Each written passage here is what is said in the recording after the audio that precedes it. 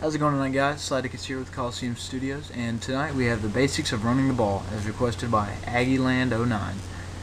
Running the ball in this game is 1,000 times easier than it's ever been before. It's not so much a war of thumbs anymore as it is just making the right read and following your blockers. But first up, we have the spin move. Very simple.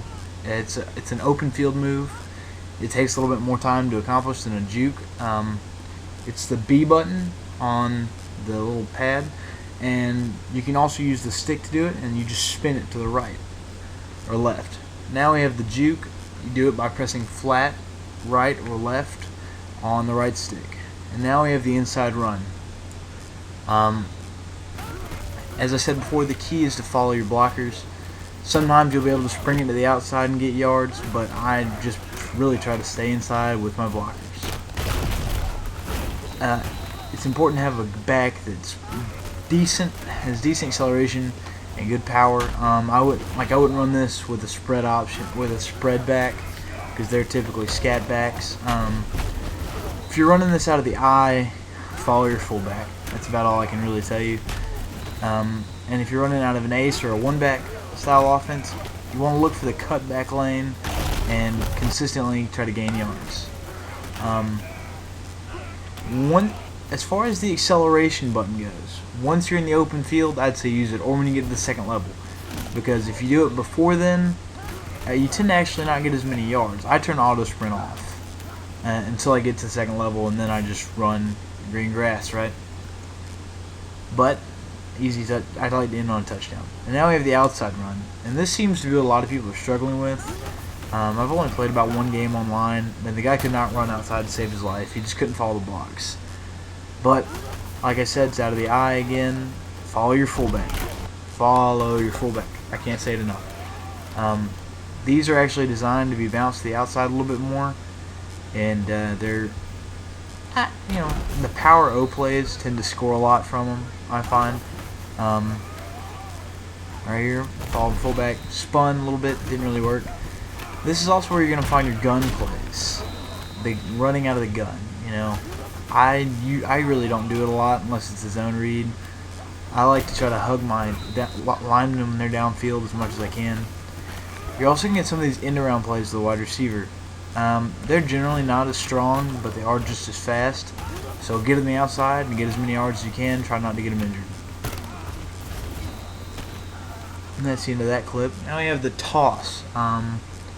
It's a very classic play, but unlike in previous years where it was an outside stretch, you really want to try to get going downhill as fast as possible. If you run it, like see right there, right downhill, I get big yards most times when I run this. I know I'm doing this in practice mode, but that's really the only way I can get an effective random play call. In game mode, it really works about the same for me. I usually when I want to run the ball, I run it for 300 yards a game. Easy. Against anybody, SEC, non-SEC, Big 12, Big 10, whatever, it doesn't matter.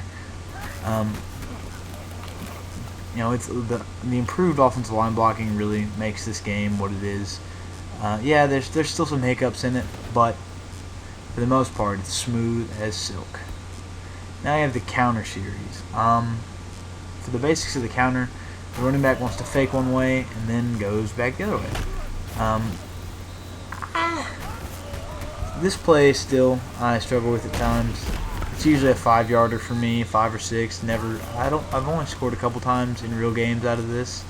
As you can see, I don't actually use the cut moves a lot. The spin has just always been more effective to me, and I know when to use the spin, and I can't ever figure out the right timing to make those cuts. Like I said earlier, follow your linemen. Find them green grass. That's where they're going to take you.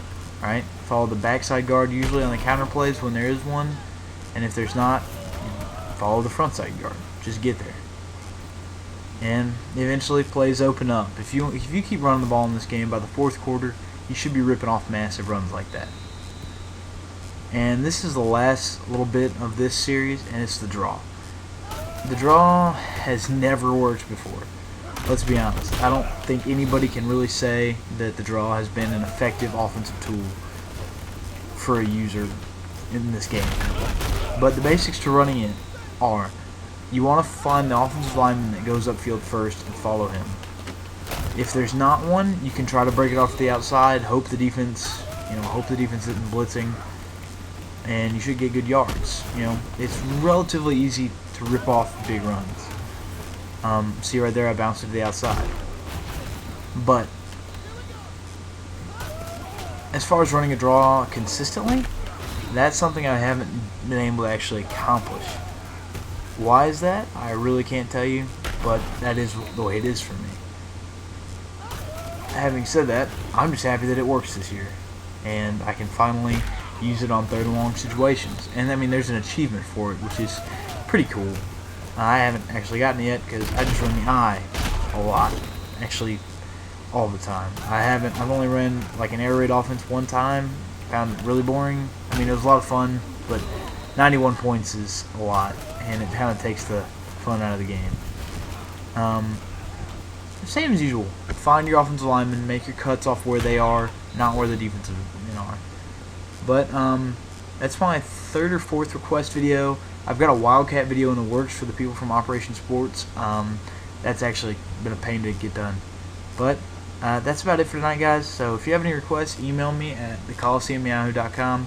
Thanks for watching. That's about all for tonight, guys. Adios out.